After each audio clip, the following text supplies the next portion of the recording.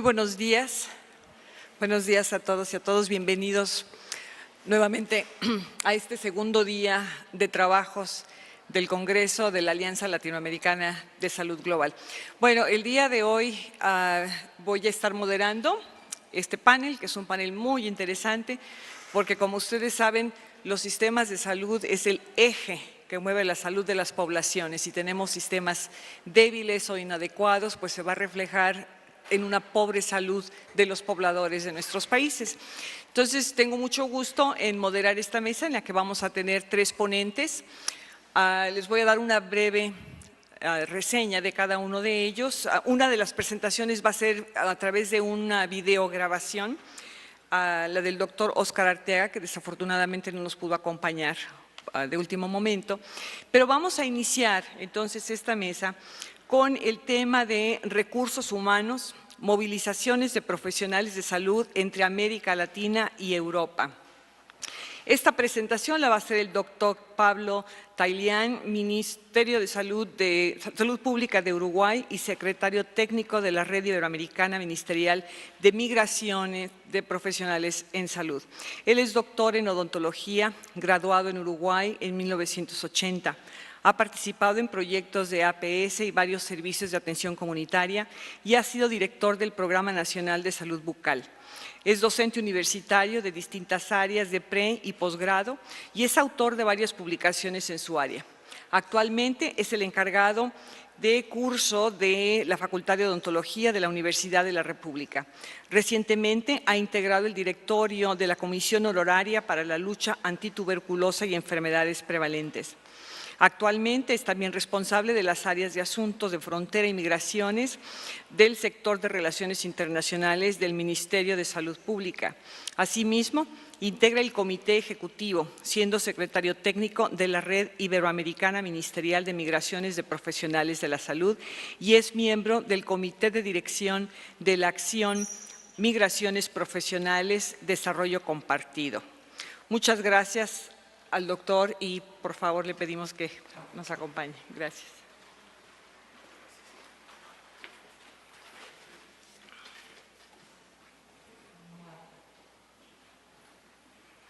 Bien. El tema que nos ocupa… Perfecto, allí está bien. Perfecto. Te voy a pedir que la cambies entonces. Estamos por terminar esta década que comenzó con la declaración en Toronto, con los desafíos para los recursos humanos en salud.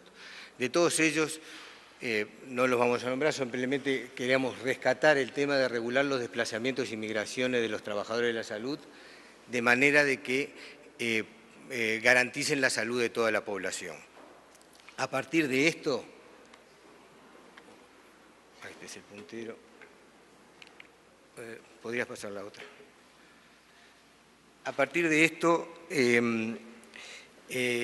al año siguiente, ya en Uruguay, en la conferencia de ministros y ministras iberoamericanos, se constituyó un grupo de trabajo en la que esta reunión se realizó en Uruguay y Uruguay quedó encargado de coordinar ese grupo de trabajo sobre el tema de migraciones profesionales.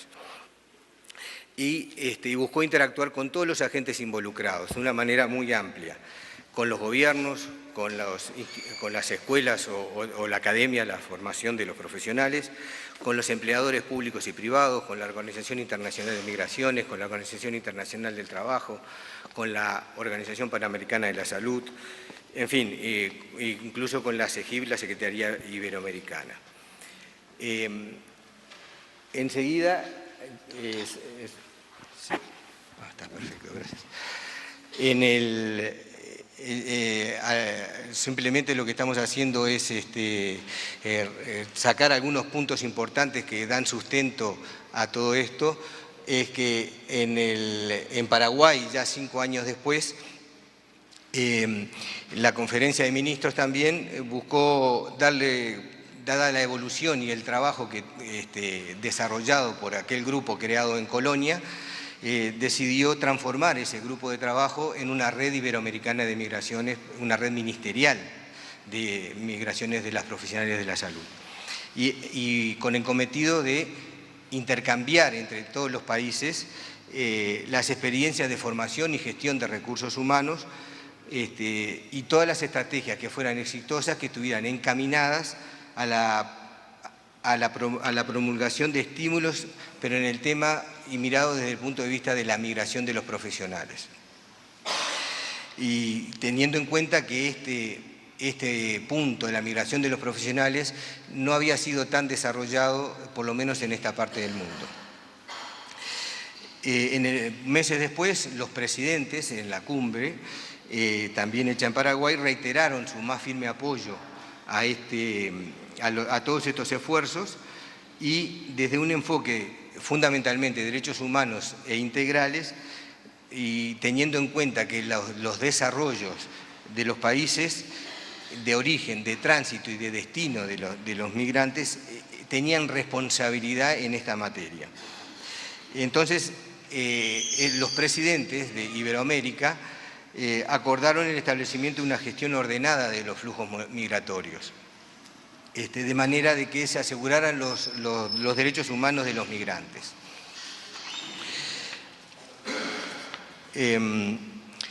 Y en dos periodos, entre el 2009 y el 2011, y 2013 y 2015, la Escuela Andaluza de Salud Pública, el Ministerio de Salud Pública de Uruguay y la OPS elaboraron una propuesta que fue aprobada por la Unión Europea denominada Migraciones Profesionales, Oportunidades para el Desarrollo Compartido, que tiene una página web que es muy sencilla, aparte de la www.mpdc.es,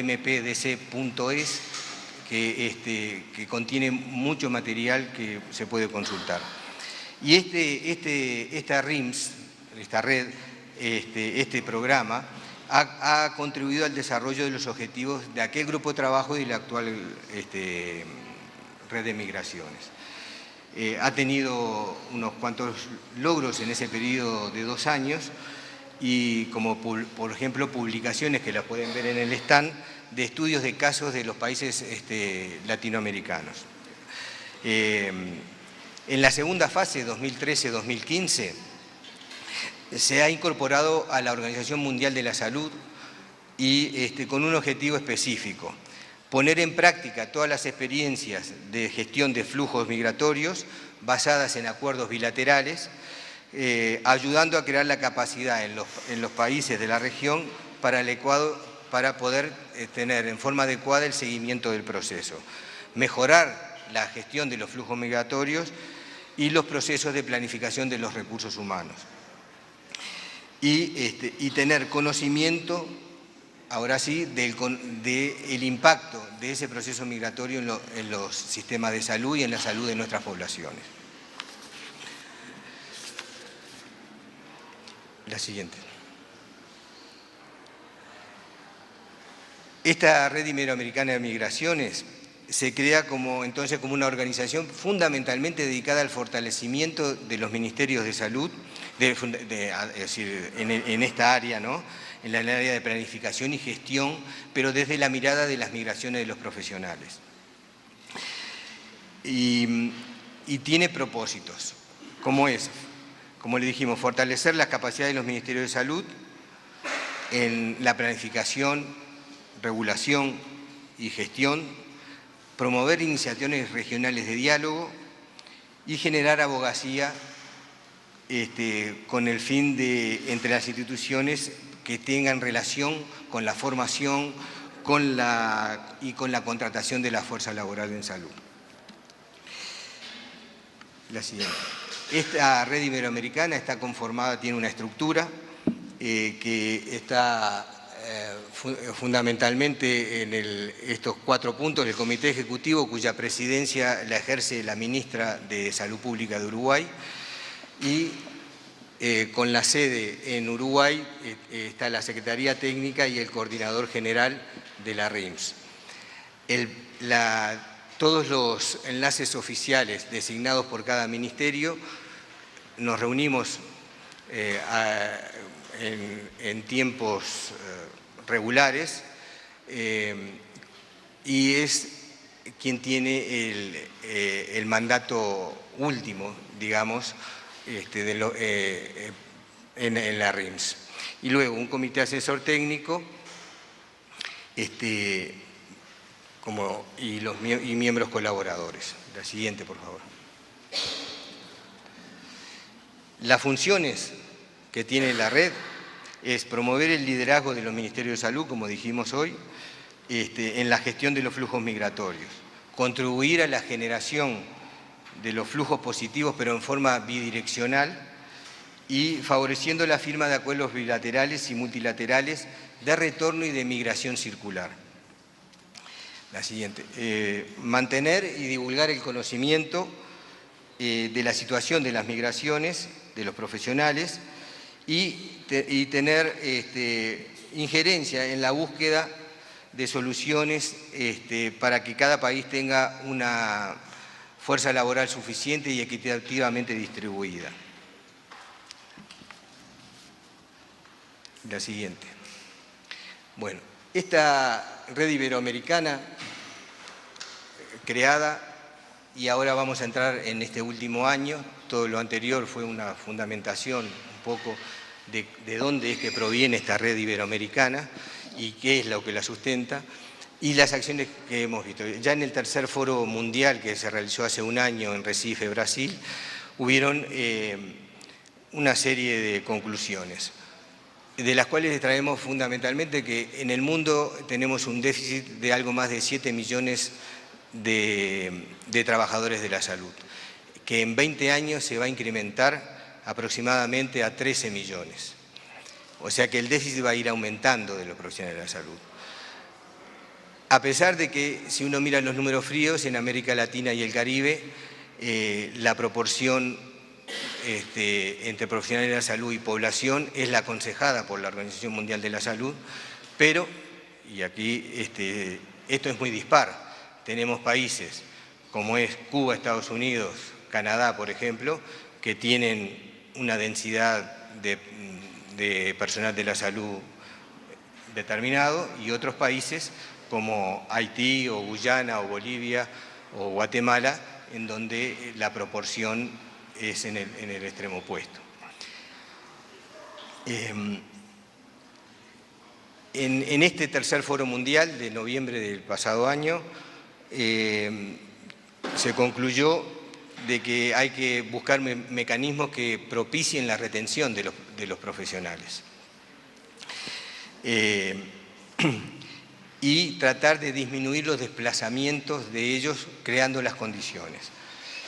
Hubo en ese foro mundial una declaración política, la siguiente, por favor. La siguiente. De los cuales extraemos 4 de sus puntos en esta declaración política. El punto 4, la siguiente.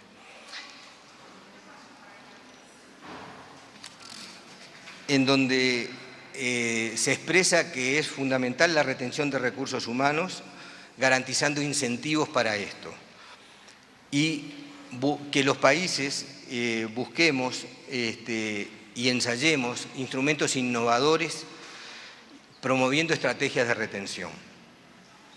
Buscar en este punto de la declaración política, de buscar una distribución más equitativa del personal sanitario y la retención de los agentes de salud.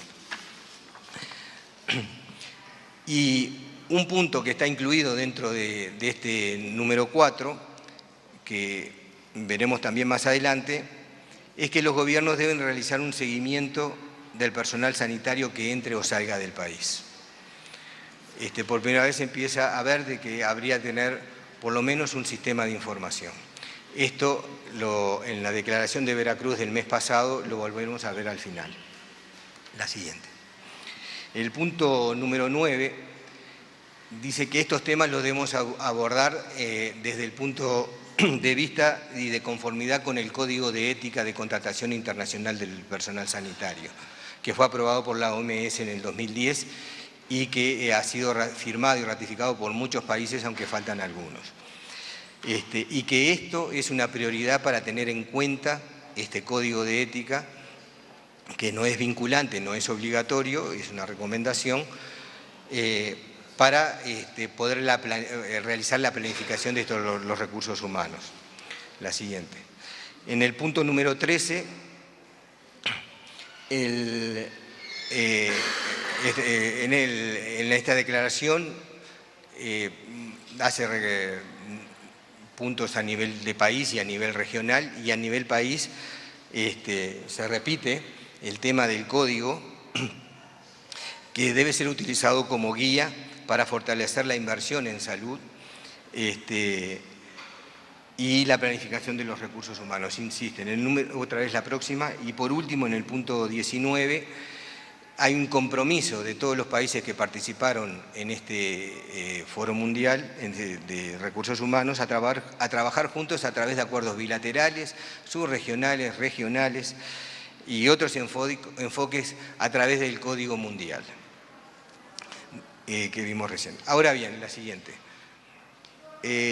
Si nosotros, si vemos los escenarios posibles de la migración de los profesionales de salud, nosotros podemos tener que hay una migración que puede estar adecuadamente regulada, en donde se mantiene el orden de los movimientos migratorios, sobre la base de un mantenimiento de la dotación de los mecanismos,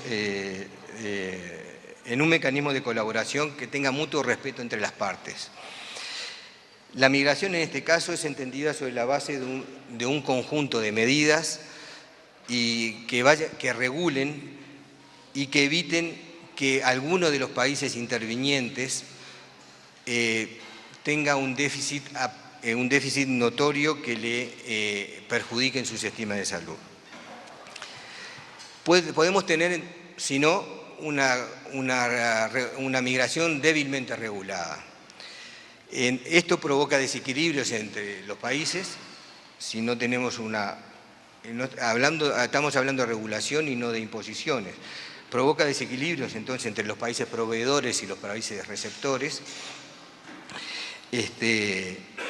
Y además, si se suman que en muchos países tenemos factores que estimulan la expulsión de los profesionales. Y por último, podemos tener una migración totalmente desregulada y que lleve inevitablemente a la disminución, o sea, sin ningún tipo de planificación, que lleva inevitablemente a la disminución de los recursos humanos en salud en países y regiones cuyas capacidades de retención es inexistente o es débil. Por lo tanto, se lleva a la pérdida de los profesionales de salud, algo más importante que parece intangible, que es su pérdida en su lugar en la sociedad y en la familia, la pérdida de la inversión que se realizó que realizó la comunidad en general para la formación de este recurso humano, y el daño en el sistema de salud y por lo tanto el daño que se produce en nuestras poblaciones por no tener un sistema de salud que pueda responder a través de esta pérdida. Por lo tanto, la siguiente, somos conscientes de que hay un componente que es esencial para el progreso y desarrollo de nuestros pueblos, que es la salud. La insuficiencia de personal sanitario compromete entonces los cometidos y los fines de nuestros programas, de nuestros sistemas de salud. Tenemos que tener cantidad y calidad suficiente de recursos humanos y tenemos que tender a la autosuficiencia de los recursos humanos, de la formación de los recursos humanos, además. Para esto es necesario consolidar y reforzar las instituciones formadoras, sin duda, en el origen. El fin es no solo el aumento cualitativo, sino también cualitativo de los egresados y egresadas del área de la salud, y que la currícula con la que egresen los estudiantes o las estudiantes estén adecuadas a las demandas del sistema de salud del país. La siguiente. Pero siempre, como dijimos hoy, tenemos que tener en cuenta, y es básico, la siguiente también, el derecho de las personas en el país de origen al disfrute de la salud, ¿verdad? Y el derecho individual del personal de salud de tomar la decisión que quiera de emigrar o no emigrar. Es una libertad de las personas. Por lo tanto, cuando hablamos de regulación no hablamos de tocar estos principios básicos de libertad. La siguiente.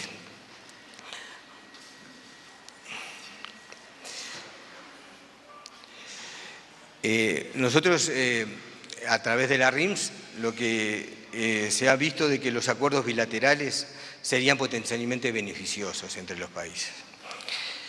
Más adelante voy a nombrar un ejemplo. Se basa en una regulación que sea efectiva en el reclutamiento y en la contratación del personal de salud,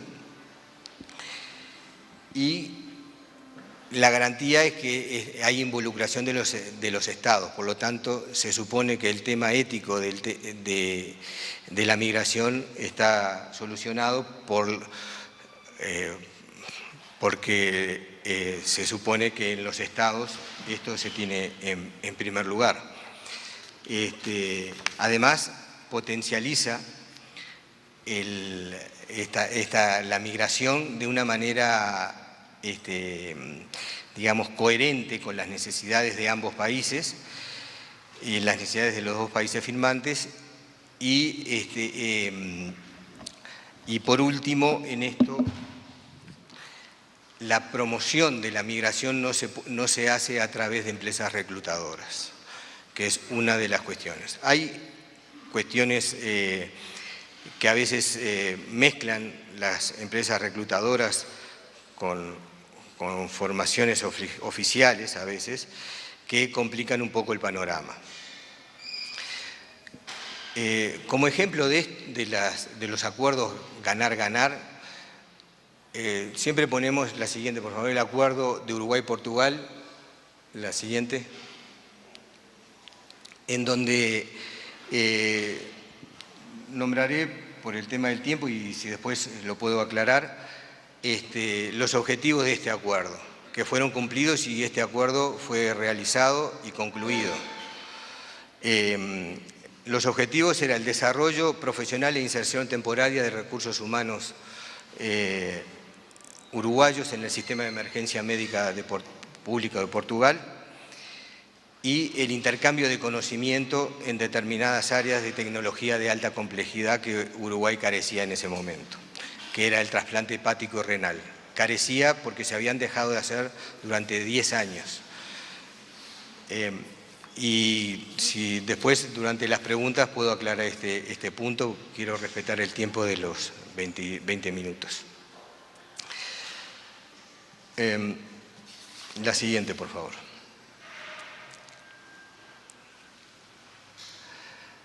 En marzo de este año, el informe de Secretaría, que luego en mayo fue adoptado por la Organización Mundial de la Salud, en la reunión por el Consejo Ejecutivo, tiene 2 puntos en esto.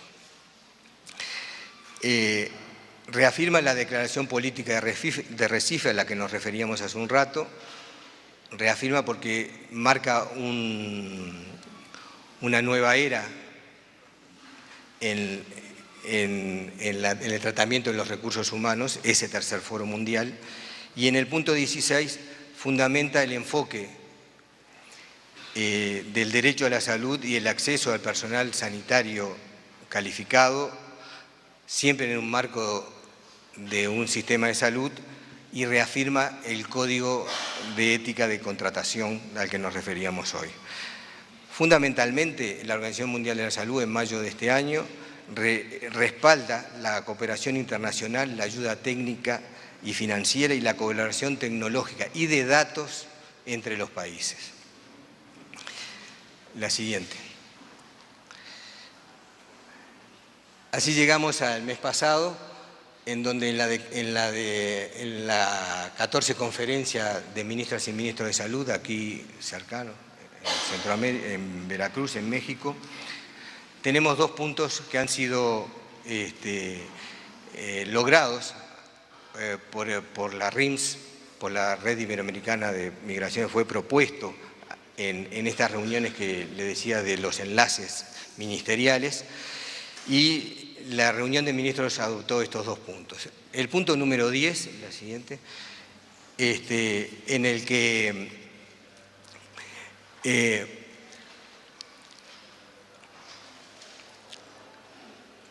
busca, a través del Código de Prácticas,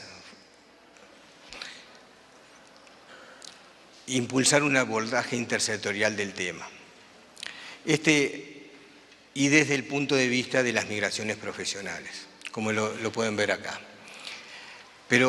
Y esto se refuerza a través de los sistemas de información de todos los países, buscar integrarlos entre ellos. Tenemos sistemas de información que son muy dispares, pero estamos buscando ahora puntos de encuentro para que podamos uniformizarlo y tener entre todos los países iberoamericanos un sistema de información, como lo vamos a ver en el punto número 11,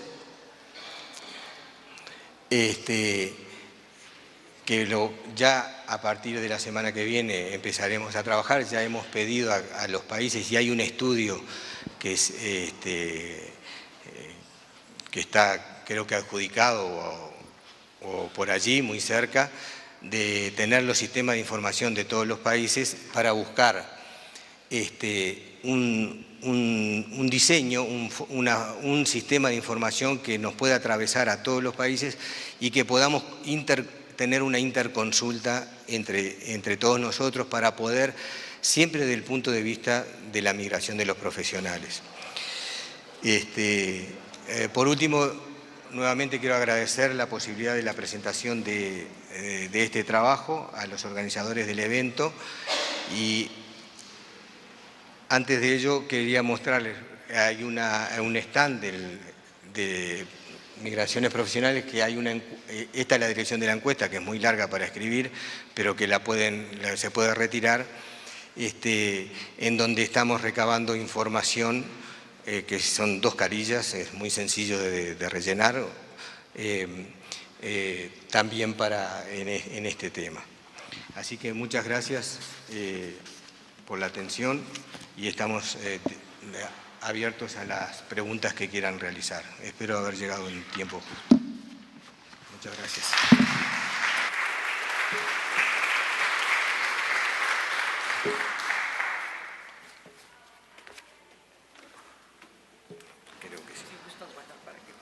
Muchas gracias. Muchísimas gracias. Ahora vamos a continuar con la segunda presentación de este día. Es un video por el doctor Óscar Arteaga, que es el director de la Escuela de Salud Pública de la Universidad de Chile. Él tiene un doctorado en Salud Pública de la Universidad de Londres, maestría de Gestión de Servicios de Salud de la Escuela de Londres de Higiene y Medicina Tropical y un magíster en Administración de Salud de la Universidad de Chile. Ha sido consultor temporal de la Organización Mundial de la Salud, el Banco Mundial y el Banco Interamericano de Desarrollo en desarrollo de sistemas y servicios de salud. Actualmente, como lo mencioné, es el director de la Escuela de Salud Pública de Chile. Entonces, vamos a ver este video que nos envía el doctor Óscar Arteaga.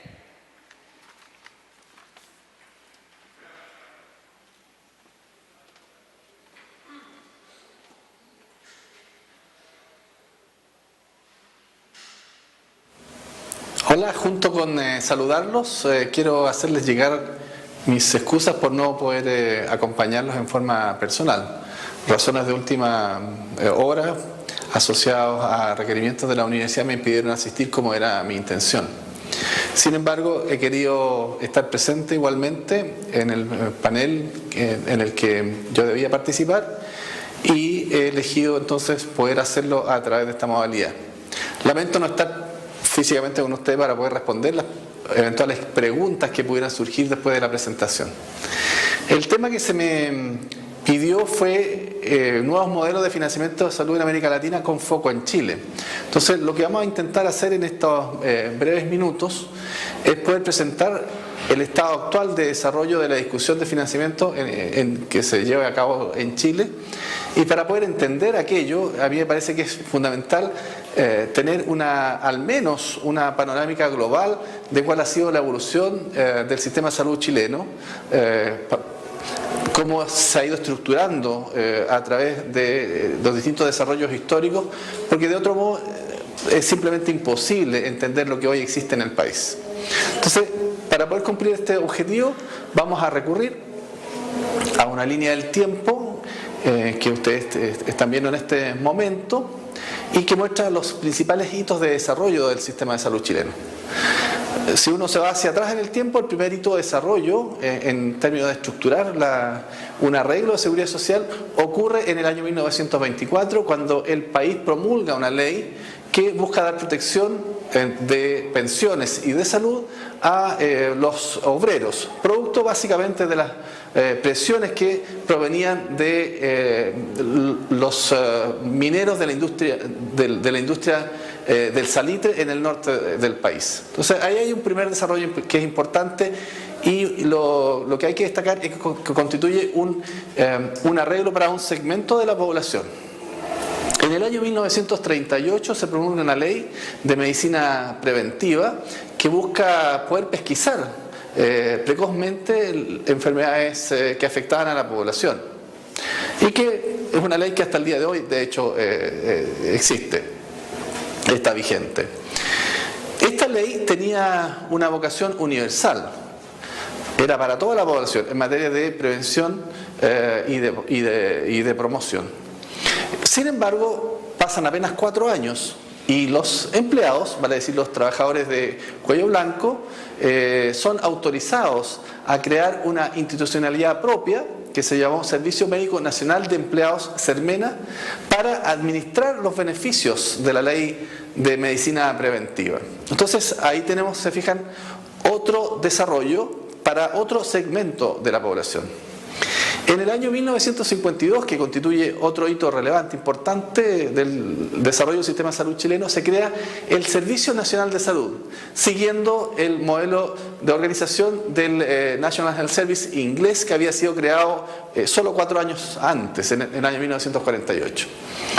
La creación del SNS fue un verdadero hito en la construcción del sistema de salud chileno, pues logró centralizar, organizar en torno a una única entidad una serie de instituciones que estaban dispersas. Este Servicio Nacional de Salud, como ustedes saben, ha sido reconocido por estudiosos de los sistemas de salud como Romer, como paradigma de sistema integrado para países en vías de desarrollo. Si bien fue creado en el año 52, el gran desarrollo del SNS chileno ocurre en la década de los años 60 y 70.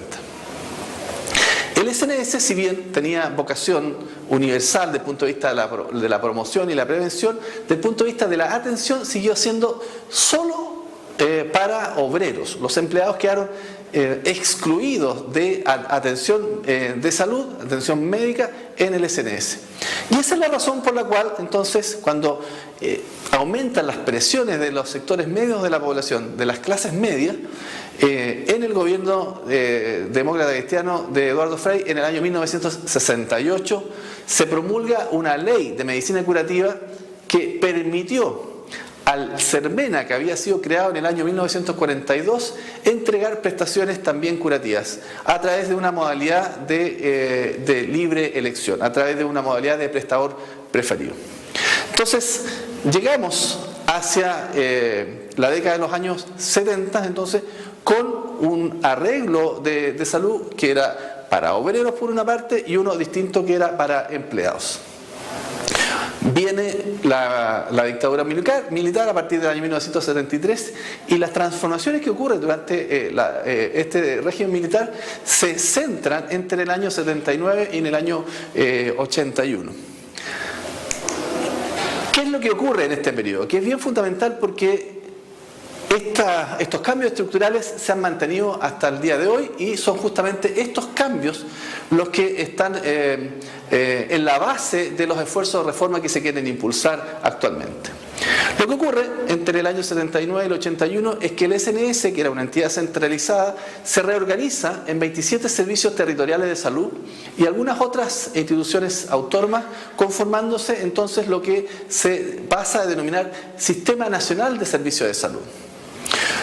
Dentro de estos desarrollos, los establecimientos de nivel primario de salud, así como los establecimientos educacionales, pasan a depender administrativamente de las municipalidades. Una de las entidades autónomas que se crea es el Fondo Nacional de Salud, FONASA, como una agencia central, integrante por supuesto del Sistema Nacional de Servicios de Salud, y cuyo propósito entonces era recolectar y distribuir los recursos financieros, tanto a aquellos recursos provenientes de las cotizaciones de los trabajadores, así como el aporte fiscal. Sin duda que uno de los desarrollos más conocidos a nivel internacional de la reforma de este periodo es la creación de empresas privadas para administrar las cotizaciones de salud, que se conocen como Instituto de Salud Previsional y SAPRE. Y lo mismo ocurre para la administración de fondos de pensiones, que son las AFP. En los años 90, cuando se recupera la democracia, a partir del año 1990, en marzo del año 1990, los sucesivos gobiernos democráticos durante esta época hacen algunos desarrollos, ninguno de ellos tiene la envergadura de una reforma propiamente tal. Y si queremos caracterizar lo que pasa en este periodo, habría que decir que hay un aumento significativo del gasto en salud que había estado estancado en términos prácticos durante los años 80, incluso el gasto fiscal en el periodo de la década anterior, de los años 80, se había reducido en un 30%. Entonces, hay un aumento del gasto en salud que implica, en términos gruesos, aproximadamente un 170% real, que no es menor, es bastante durante un periodo de 10 años. Se crea la superintendencia de ISAPRES en el año 1990 como entidad gubernamental, con el propósito de poder regular el mercado de las ISAPRES, que habían funcionado desde su creación en el año 1981 sin ninguna regulación. Y también hay algunos esfuerzos modernizadores dentro del sector público de salud que apuntan a flexibilizar la gestión de recursos humanos. Hay mecanismos de asignación de recursos financieros que cambian, tanto para hospitales como para atención primaria, y se van generando en forma creciente mecanismos de rendición de responsabilidades o rendición de cuentas bajo el concepto de lo que todos conocemos como accountability. La reforma de salud recién viene a operar en la primera década de este siglo, ¿no? Entre el año 2000 y 2006. Esa es la última reforma de la que se ha desarrollado en el país. Como dije en forma previa, los cambios que ocurren en los años 90 no son cambios ni estructurales ni sostenidos en el tiempo. Entonces, recién reforma, después de la reforma que ocurre durante la dictadura entre el año 79 y 81, entonces es esta que se desarrolla entre el año 2000 y 2006 en el gobierno del presidente Ricardo Lagos. Los objetivos de la reforma son básicamente integrar sanitariamente los sectores público y privado, definir garantías explícitas y exigibles para los ciudadanos, mejorar los modelos de atención y gestión del sistema de salud, establecer mayor solidaridad y una regulación única tanto para el aseguramiento como para la prestación. Esta reforma se expresa en dos pilares básicamente. Por una parte, se explicitan garantías en salud y se crea un régimen conocido como garantías explícitas en salud, GES, que originalmente recibió el nombre de AUGE, Acceso Universal con Garantías Explícitas. Estas son garantías de acceso, de calidad, de oportunidad y de protección financiera para un conjunto de problemas de salud que tienen un tratamiento prioritario respecto de otros problemas de salud. En la actualidad, estos problemas de salud alcanzan la cifra de 80.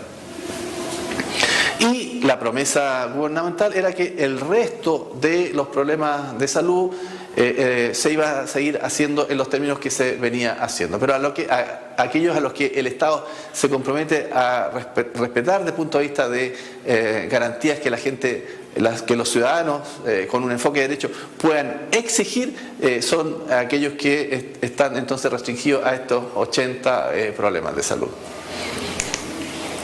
El otro eje de la reforma apunta a fortalecer el ejercicio de la autoridad sanitaria. Ustedes ven en esta figura la estructura del sistema de salud hasta el año 2004, vale decir, antes de la reforma. A partir del 1 de enero del año 2005 ocurren cambios en el sistema de salud, y ustedes en esta otra diapositiva pueden ver entonces con la elipse de color naranja las áreas en las que ocurren estos cambios.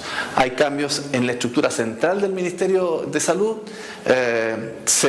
a partir de la Subsecretaría de Salud que existía se crean dos: una Subsecretaría de Salud Pública, una Subsecretaría de Redes. La primera para ver los problemas de salud pública, los problemas digamos, desde un enfoque colectivo y promoción de la salud, y la segunda para actuar en función de ir armonizando y fortaleciendo el trabajo que se hace desde las redes asistenciales.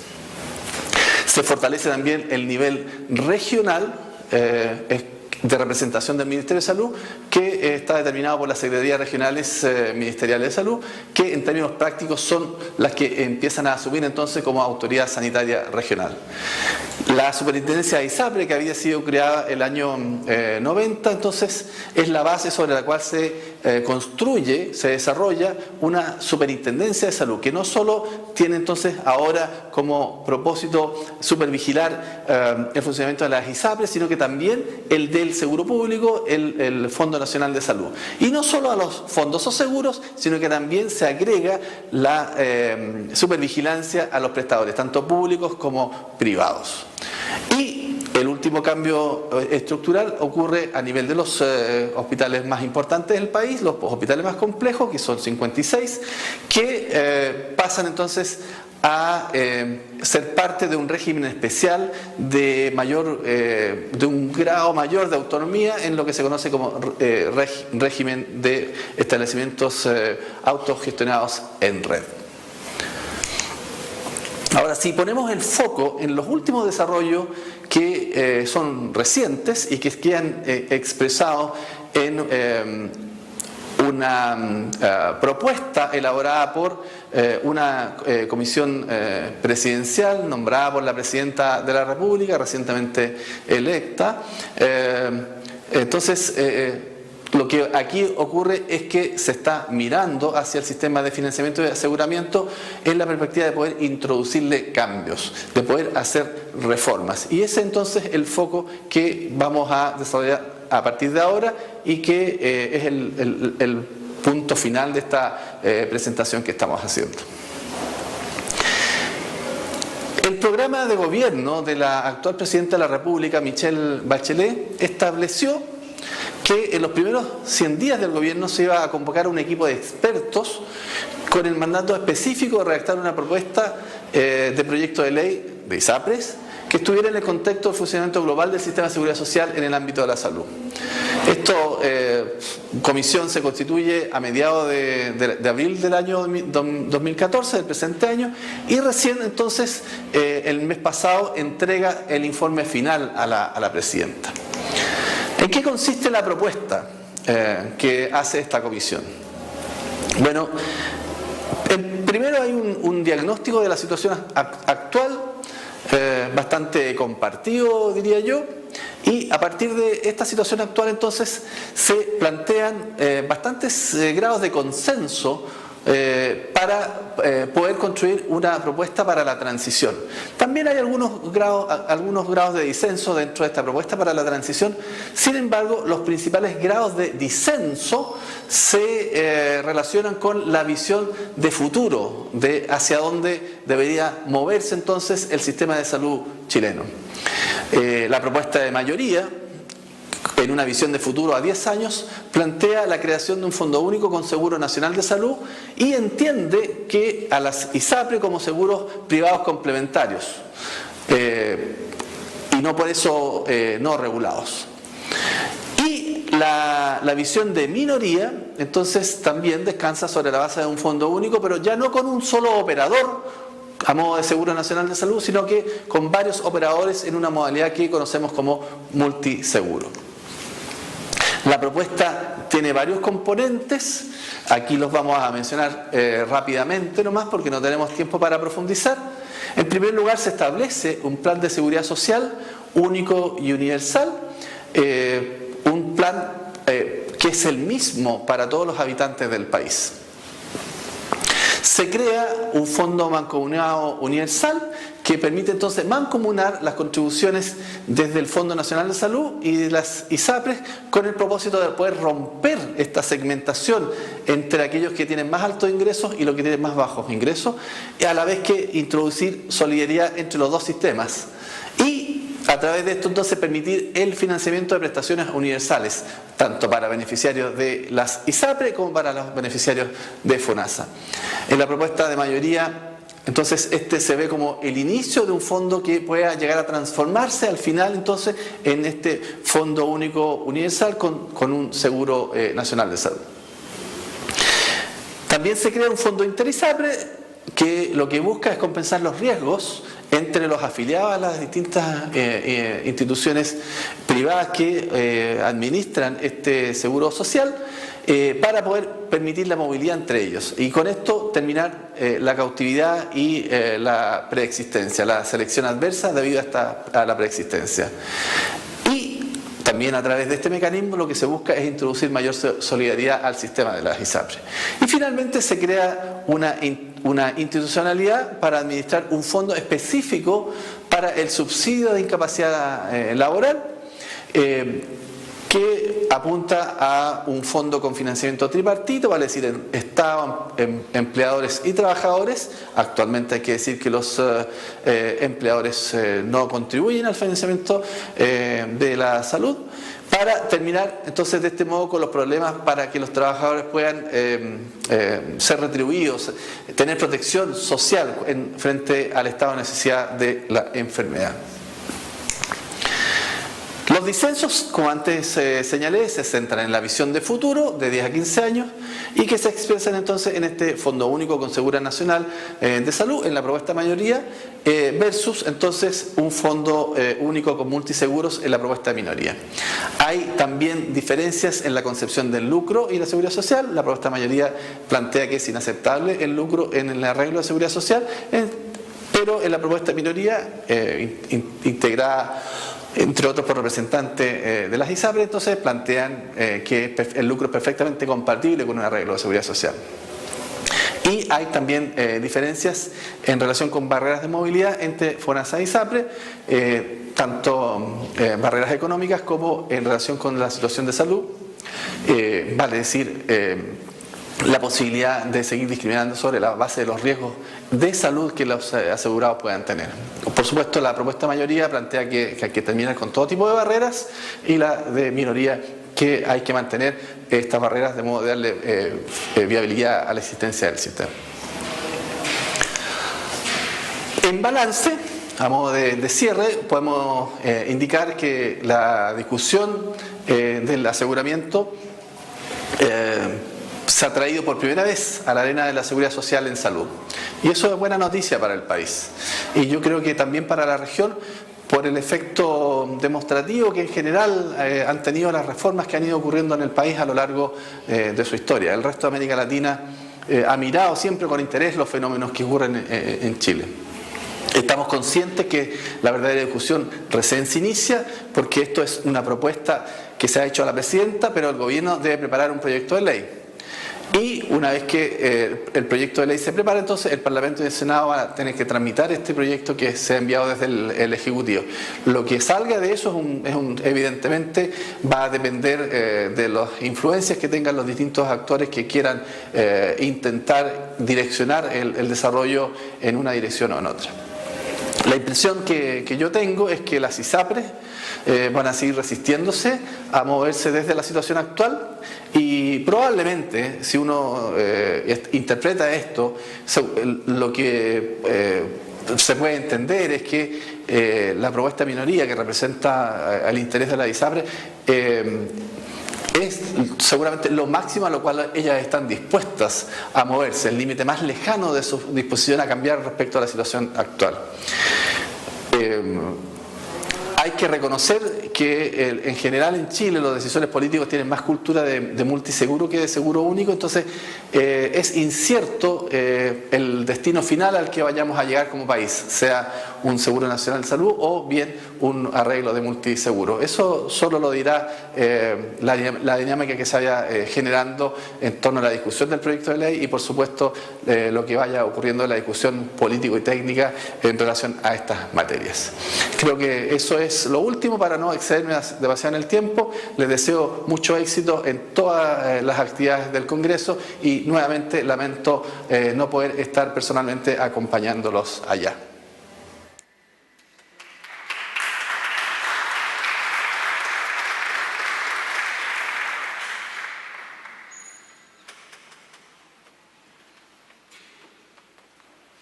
Muy bien, ese fue un aplauso en ausencia y le haremos saber que fue bienvenida la presentación del doctor Arteaga.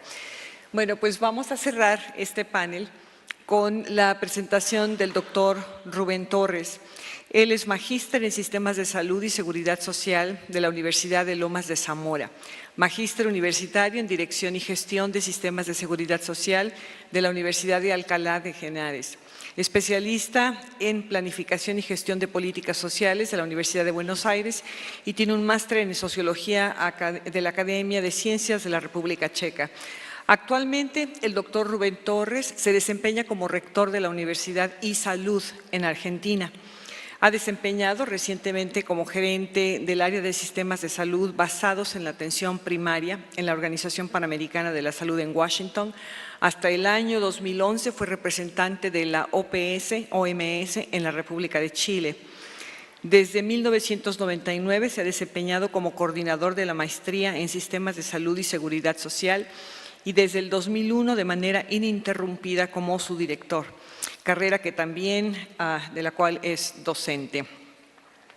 Es profesor titular en la Universidad de Montevideo y entre sus cargos en el ámbito no académico fue subsecretario de Estado de Salud en la provincia de Santiago del Estero y superintendente de Servicios de Salud de 2003 a 2006. Muchas gracias, doctor Torres, adelante.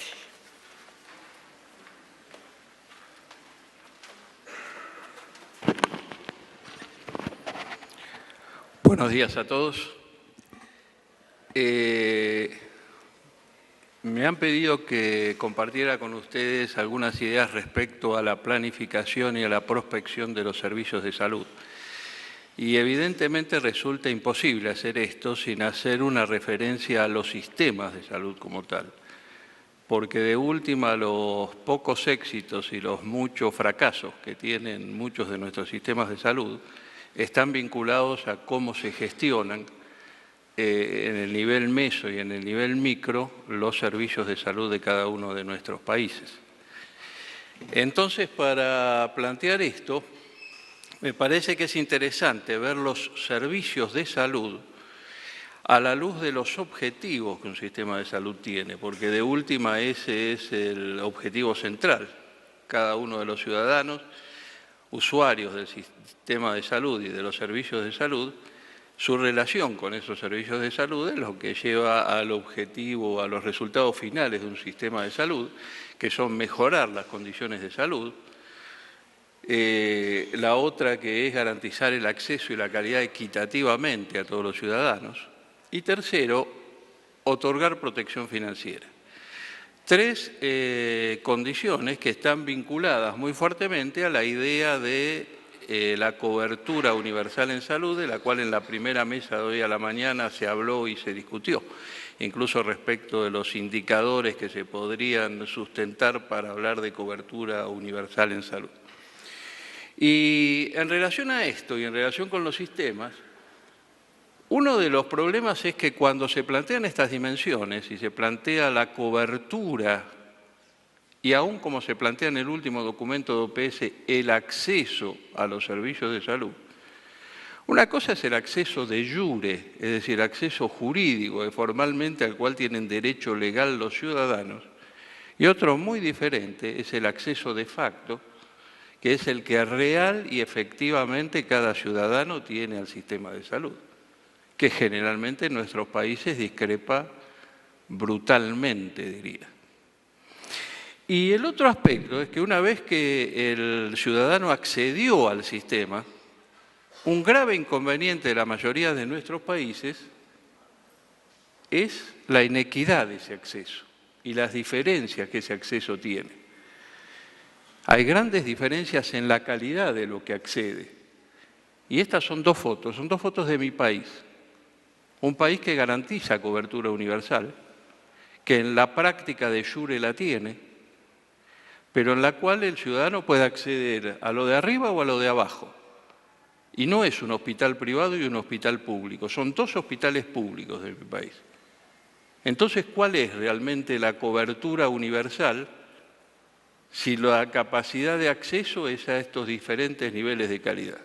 Por supuesto que ni hablar que los resultados finales en términos de indicadores de salud, en términos de resultados de calidad de vida del paciente y demás, son muy diferentes en estos dos establecimientos.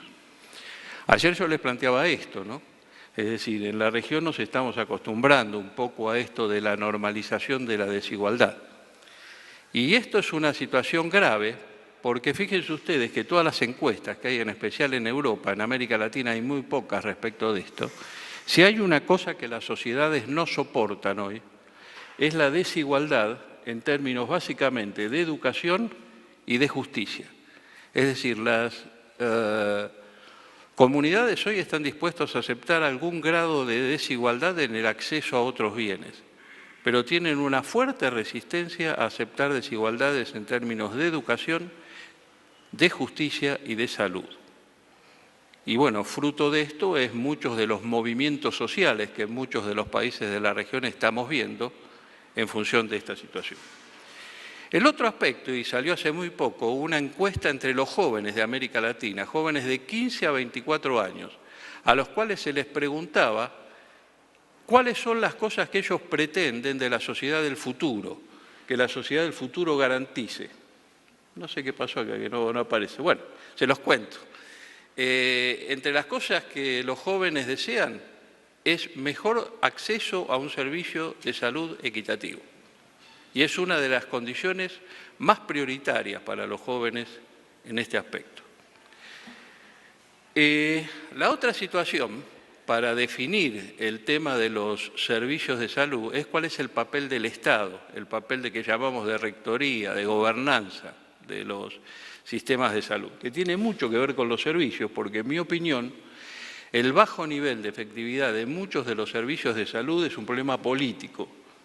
Es un problema de incapacidad política. Cuando hablo de incapacidad política, hablo de incapacidad política a todos los niveles, ¿no? Desde el nivel de rectoría del sistema sanitario hasta el nivel político de conducción de cada uno de los países.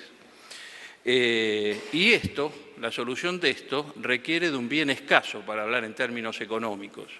Los economistas hablan de recurso escaso. El bien escaso es justamente la voluntad política. Es decir, básicamente ese es el bien que más escasea en los sistemas de salud. Y entonces ayer yo les planteaba que construir paulatinamente un sistema de salud integrado que alcance cobertura homogénea asegurada por el Estado y no solo por la seguridad social o los seguros privados, como nos planteaba hace unos minutos Óscar, es además pensar en un camino de reformas. Es decir, aquellos que esperen que una única reforma va a solucionar el tema, me parece que es una espera vana. Es decir, las reformas de los sistemas de salud son un proceso permanente. Los sistemas de salud son sistemas altamente culturales en su relación entre las personas, entre los trabajadores de salud y los ciudadanos, altamente culturales. Y eso requiere una modificación permanente porque a medida que el sistema se reforma, también se reforma la cultura de cada uno de los participantes del sistema. Y yendo específicamente al tema de los servicios, un tema que hay que pensar en los servicios de salud del futuro es esto. Nuestra epidemiología cambió. Como yo les comentaba ayer, las enfermedades cardiovasculares soportan hoy la mayor carga de morbilidad de las Américas. El 85% de la carga de morbilidad está relacionado con enfermedades crónicas. Y es el responsable además de la muerte del 77% de los americanos. y 250 millones de personas en las Américas viven con una enfermedad crónica no transmisible. Y está muy vinculado a esto a factores de riesgo, lo menciono solo acá porque después voy a mencionar esto. Y además, el otro escenario que tenemos que pensar para el diseño de los sistemas de salud es el problema del envejecimiento. Nuestros países, perdón, no sé por qué no entra en alguna de las diapositivas. A ver, es el problema, bueno, no entra. El problema del envejecimiento, es decir, como yo les mencionaba ayer, América Latina está encarando el camino del envejecimiento y a mayor velocidad que lo han hecho los países desarrollados. Yo ayer mencionaba y provocó alguna sonrisa el término de que íbamos a ser viejos antes que ricos. Y este nuevo mundo está reflejado, miren, en estas fotos, ¿no? A ver, en el 2050 el mundo va a ser así. Todo lo que está en celeste es menos del 10% de población de 10 a 24 años, población joven. Entonces, en función de esta situación, nosotros no podemos seguir pensando en servicios de salud que estén diseñados como están diseñados los sistemas actuales, basados exclusivamente o centralizados en la atención hospitalaria, a pesar del discurso de la atención primaria, pero básicamente centralizados en la atención hospitalaria preparada para resolver problemas agudos. Cuando los problemas son crónicos y cuando la mayoría de los problemas no se pueden resolver en el hospital. La foto es elocuente en esto, miren. No sé por qué no aparecen las diapositivas. El hombre, decía acá, tardó 2,5 millones de años en ponerse de pie en su condición de bipedestación que nos caracteriza hoy. Y tardó nada más que 50 años en volver a sentarse, comer grasas trans y sal, y engordar. Y esta es una causa que no se soluciona en los hospitales. Esto se soluciona en otro nivel del sistema de salud. Y nuestros sistemas no están preparados para eso. Porque el paciente termina sintiéndose así. Nuestros sistemas están preparados para atender episodios agudos y no episodios crónicos. Y el paciente termina sintiéndose de esta manera.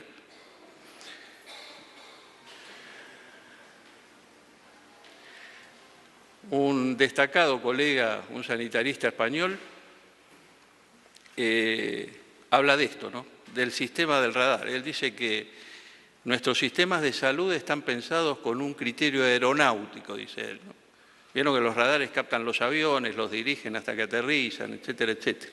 Y dicen que los sistemas de salud, como están diseñados actualmente, el sistema es un sistema de radares. Es decir, el paciente tiene una diabetes, le sube un poco la glucemia, entonces el sistema lo capta y le trata de bajar la diabetes.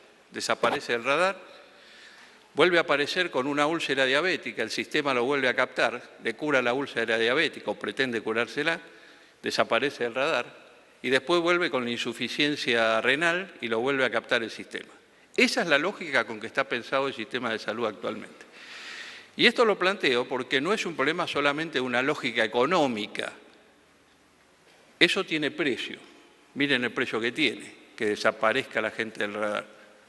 Eso se paga con ceguera, con insuficiencia renal, con discapacidad y demás. Entonces, esto es una de las prioridades claves para reorganizar los servicios de salud del futuro. Y además porque yo no coincido con lo que dice este señor, ¿no? Es muy común en todos nuestros países, decimos, bueno, todos somos diferentes, pero la muerte nos iguala. A la muerte llegamos todos iguales. Yo no estoy de acuerdo con esto. Yo estoy más de acuerdo con este pastor. Estoy más de acuerdo con lo bíblico, ¿no? De que todo de los pobres será el reino de los cielos. Y además los pobres van a entrar antes al reino de los cielos. Porque el hecho de ser pobre implica definir cuándo y cómo se va a morir. Entonces no todos morimos de la misma manera. El otro aspecto implica que mayor rango de servicios requiere no solo más recursos financieros, sino recursos de otro tipo. En esto no me voy a extender demasiado porque Pablito hizo al comienzo una definición sobre esto. Pero cuando hablo de recursos, ¿de qué hablo? Estamos hoy muy preocupados por el tema de la evaluación de tecnología. Y cuando hablamos de evaluación de tecnología, la figura que tenemos es la figura de la tecnología pesada, de los medicamentos y demás. Cuidado, evaluemos también una tecnología que es clave, que es la tecnología de la gestión. A ver si nuestros sistemas, cómo están organizados administrativamente, responden también a las necesidades de los ciudadanos. No sé, hay un problema con... A ver.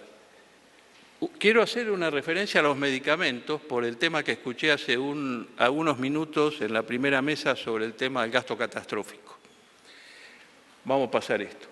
Miren, el gasto catastrófico en América Latina, y en especial el tema medicamentos, ha dado lugar en muchos de nuestros países, Colombia en primer lugar, pero Brasil, Costa Rica, Argentina, empiezan a tener problemas de que los ciudadanos concurren a la justicia para tratar de obtener derechos reales o presuntos que les garantiza el sistema o dice garantizar ese sistema para obtenerlos. Y yo quisiera mostrar el resultado de un trabajo que hicimos en el OPS en 4 de esos países, viendo cuáles son los resultados de la judicialización. Porque la judicialización no es un sistema que mejore la equidad. Miren, los que judicializan en esos 4 países que estudiamos, en el 70% son gente que se atiende en los seguros privados. Y además, el porcentaje mayor es gente que está en los quintiles 4 y 5, mientras que los que están en los quintiles 1 y 2 judicializa muy poco. Entonces, tengamos cuidado con darle un papel preponderante a la judicialización. Y además veamos lo que se judicializa. Casi en el 80% son medicamentos. Y cuidado con esta última imagen, que es importante, casi el 60% de lo que la gente judicializa está incluido en las garantías que le da el Estado. Entonces no le echemos la culpa a la gente que judicializa. Pensemos más bien cómo armamos el conjunto de prestaciones en base a medicina basada en evidencia y a costo-efectividad para realmente garantizarle a la gente aquellas cosas que le van a ser útiles. Y no cosas que hoy garantizamos muy livianamente y que después la gente reclama en la justicia, como es lógico. Esto lo vamos a pasar por alto. Miren, en el tema, hago una pequeña referencia, como les decía, Pablo habló de esto. Otro tema de los servicios que hay que pensar es los cambios que se están dando en el tema de los recursos humanos en la región, que tienen que ver con varios temas. Uno, la feminización de las profesiones sanitarias, un tema que abarca a todos los países sin excepción. Los trabajadores de la salud comienzan a ser mayoritariamente mujeres. En segundo lugar, que hay un cambio en las expectativas sociolaborales de los trabajadores de la salud. Aquel esforzado residente, yo me acuerdo de mi primer año de residencia y todavía me da terror de pensar lo que era eso. Aquellos esforzados residentes no existen más. No sé si es bueno o es malo esto, pero no existen más, ha cambiado las expectativas.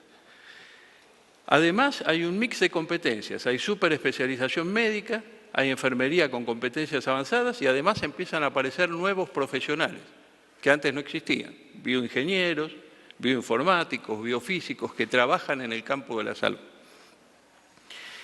Y en esto, otro aspecto que tiene que ver, y por eso menciono que los sistemas de salud son culturales, tiene que ver con el cambio de la relación entre los profesionales y los pacientes.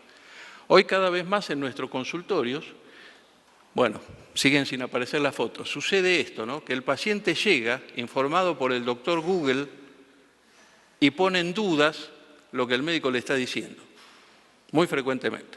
Esto es un cambio de relación no menor en las relaciones profesionales, pero tenemos que verlos desde 2 aspectos.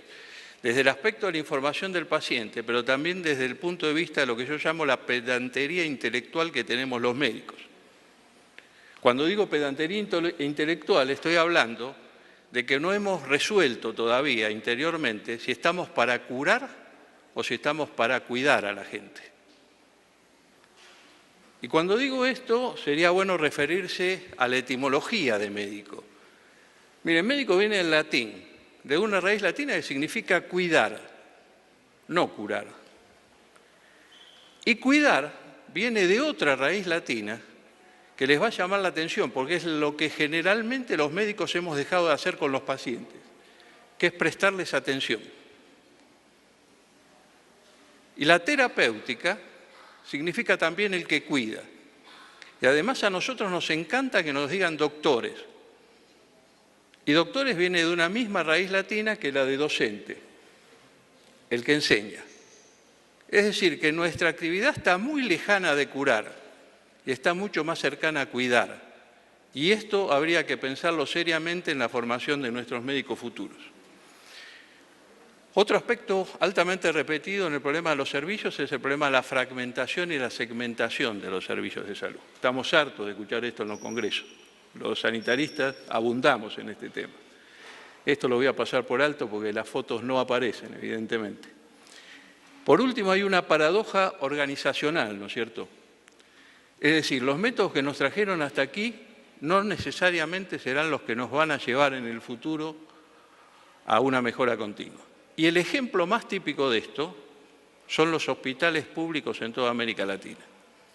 Nosotros podemos dar cuenta de avances extraordinarios en la ciencia médica y en las ciencias de la salud en los últimos 50 años. Avances extraordinarios, además han tenido impacto en la expectativa de vida.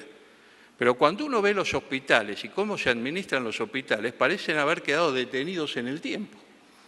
A ver si aparece en la foto, miren.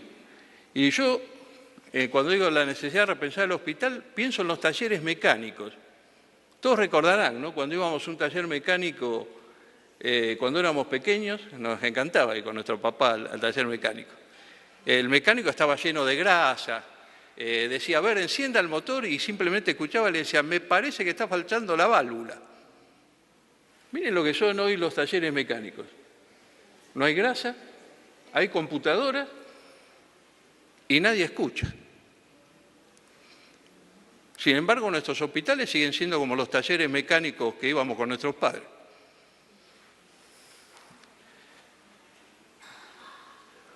Una última referencia al tema de los seguros privados, porque esto tiene que ver también con la organización de los servicios de salud. Miren, acá hay algunos países de América Latina y lo que está marcado en este color es la cantidad de dólares que estos países gastan en seguros privados de salud. Seguros privados de salud. Entonces yo me hago una pregunta, ¿no? Ayer yo les mostraba, a ver, parece que no siguen sin aparecer las diapositivas, me las robaron. Miren, yo les mostraba ayer que en estos últimos 10 años América Latina creció mucho económicamente y además es honesto decirlo, muchos de nuestros países han hecho un esfuerzo enorme en avanzar en la atención pública de salud. Sin embargo, cuando uno ve los números, la gente elige cada vez más los seguros privados. Entonces habría que preguntarse qué sucede, ¿no? Es decir, pueden suceder dos cosas. Una, que es la explicación que dan los economistas. Dicen, miren, la gente ahora dispone de más dinero, entonces tiene disponibilidad a pagar por seguros de salud. Es una explicación técnicamente aceptable. La otra, que nos acusa un poco a los sanitaristas, es si hicimos servicios públicos, ¿no estarán tan mal diseñados que no satisfacen los requerimientos de la gente y por eso la gente intenta comprar servicios de salud privados? Una buena pregunta para hacerse. Para terminar, gasto catastrófico en salud. Con esto quiero hacer una mención. En primer lugar, fíjense el tema del envejecimiento. El hecho de tener una persona de la tercera edad en un hogar aumenta la posibilidad de gasto catastrófico entre 14 y 21%. Tema importante para pensar el diseño de los sistemas. Pero lo que quiero hacer referencia al tema de gasto catastrófico es una cosa que dijeron en la mesa de hoy a la mañana cuando hablaban de los indicadores de salud, y creo que tú mencionabas el tema de que el gasto privado podía ser un indicador, con lo cual acuerdo, o el gasto catastrófico. Ahí estoy un poco más en desacuerdo. Porque, a ver, creo que cuando hablamos de gasto catastrófico, la imagen que tenemos es la del gasto catastrófico vinculado a las prestaciones de alto costo y baja incidencia. Yo creo que el indicador tendría que estar más vinculado al gasto catastrófico de los primeros quintiles de la población. Porque para un señor que está en el primero o el segundo quintil de la población puede ser catastrófico desde el punto de vista de la definición ir a comprar un medicamento a la farmacia en la cual a veces gasta más del 30% de su ingreso mensual. Y eso es catastrófico para él. Y no tiene nada que ver con el acceso a una prótesis o a una operación cardiovascular o a un procedimiento de mucha más complejidad. Creo que habría que pensar un poco en esto, pero coincido, Janine, en que por allí está el indicador. Ahí hay un listado de lo que a mí me parece que cuando pensamos en cobertura universal hay que pensar, ¿no? Después, si quieren, lo discutimos en las preguntas. Creo que hay que construir marcos regulatorios, aumentar la función de rectoría de las autoridades sanitarias, aumentar los niveles de inversión en salud, disminuir el gasto de bolsillo, integrar los servicios, definir servicios prioritarios de acuerdo a criterios de esencialidad y eficacia. ¿Qué se va a garantizar? ¿Cuándo se va a garantizar? ¿Para quién se va a garantizar? ¿Y a qué precio se va a garantizar? Y termino con esto. Hoy que se habla de inversión en el mundo, este colega español, médico de familia, habla de la desinversión en salud, con la cual yo estoy totalmente de acuerdo. Y miren lo que él dice respecto de la desinversión en salud. Estoy totalmente de acuerdo con eso.